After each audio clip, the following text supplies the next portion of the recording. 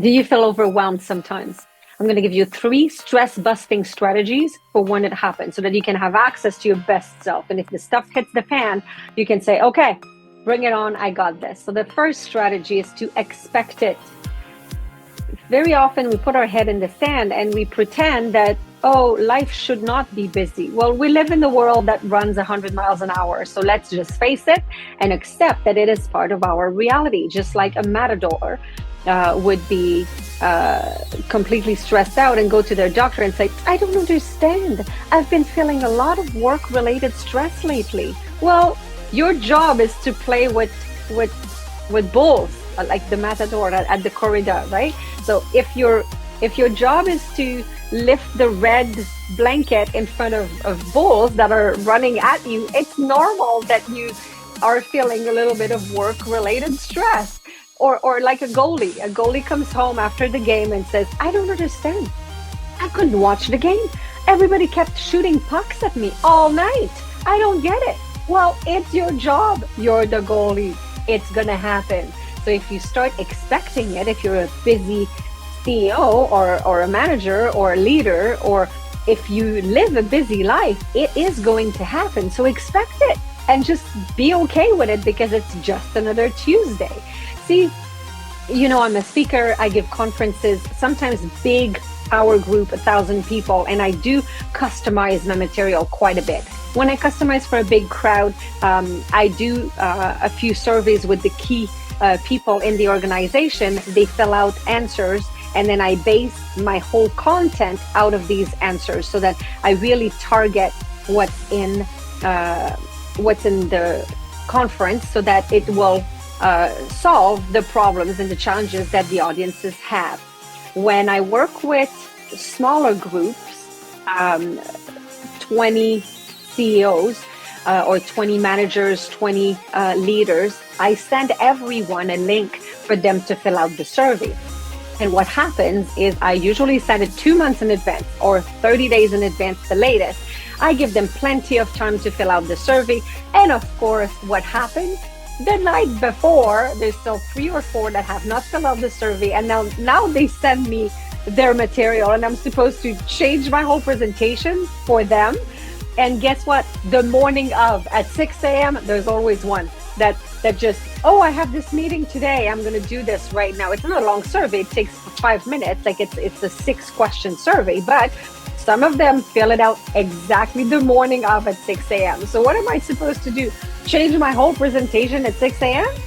Yes, that's what I do. Because I don't put my head in the sand. I work with busy executives.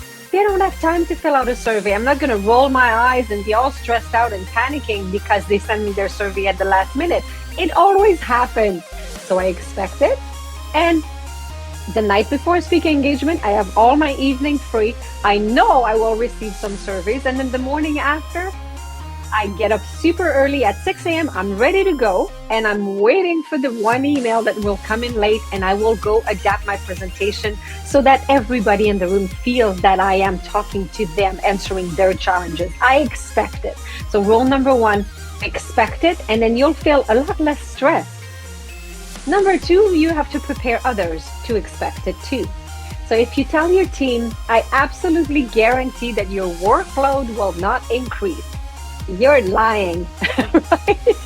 Because the economy is what it is, and maybe doesn't allow you to hire more people, to have a bigger team, and it's gonna be busy. There will be lots, probably more than what they can handle in a day, and it is what it is. So be honest with them, and be honest with your closed one as well, your family around you. Don't overpromise that you will be there at every single baseball practice with your kid, because you know very well it may not happen.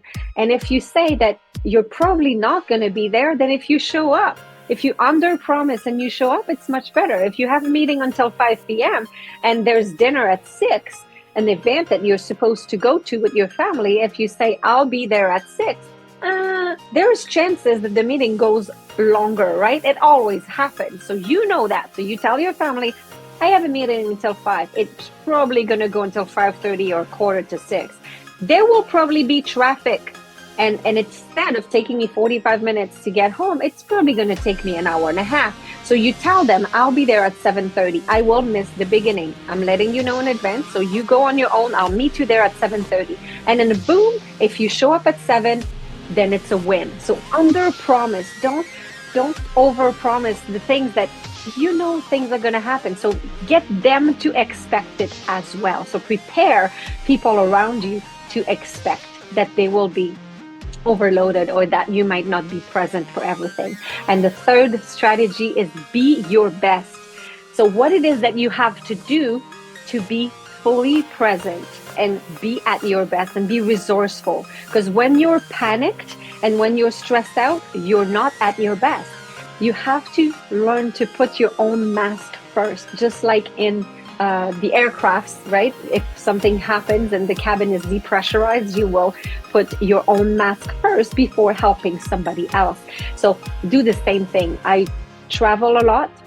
I go for speaking engagements, usually last in corporation 2 or 3 days because I stay for one-on-one coaching after. And then when I finish, I have hundreds of emails to catch up, right? So I used to come home right away. I used to rush home. First flight after my speaking engagement, I would get home. My husband would be like, oh, I missed you. And I'd be like, I don't have time. I have to go to my computer and catch up because I have hundreds of emails to catch up. I have to do my follow-up and I have tons of things to do. So I would be stressed. Now I take the latest flight. So I do something for myself. I relax after a speaking engagement. It's draining. It takes a lot of energy to be presenting for sometimes 3 hours or an 8-hour full day of coaching with executives. So what I do is I go visit a museum.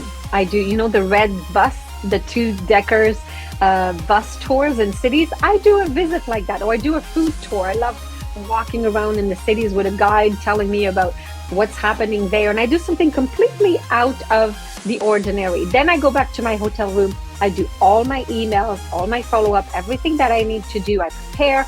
And when I come home later that night or the next day, I come home, I'm fully present. I'm there, I'm happy, I am rested, and I'm present.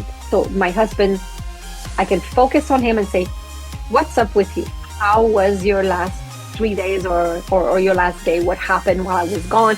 And I'm fully there. So wherever you are, be there. So find out what it is that you have to do so that you can be fully present and be at your best. I had a client that would come home and the kids would jump on him and they would be mad at them and maybe abrupt sometimes with his wife, asking him a whole bunch of questions, and he'd be like, don't you know the kind of day I just had? I'm stressed out. So instead of going straight home now, he goes to the gym or he goes for a walk and he depressurizes so that he puts his own mask first, and when he's his best, then he steps into the door, the kids jump on him and he says, what game are we playing together right now? I'm fully present, I'm here, I'm rested, and I'm yours. So be your best, and remember the 3: expect it, prepare others to expect it, and do what you have to do to be your best. So hopefully you liked my blog today. I will see you next time with more tools and strategies to turn off the panic button when the stuff hits the fan, and make sure that you are at your best and very resourceful so you can step up and say, bring it on, I got this.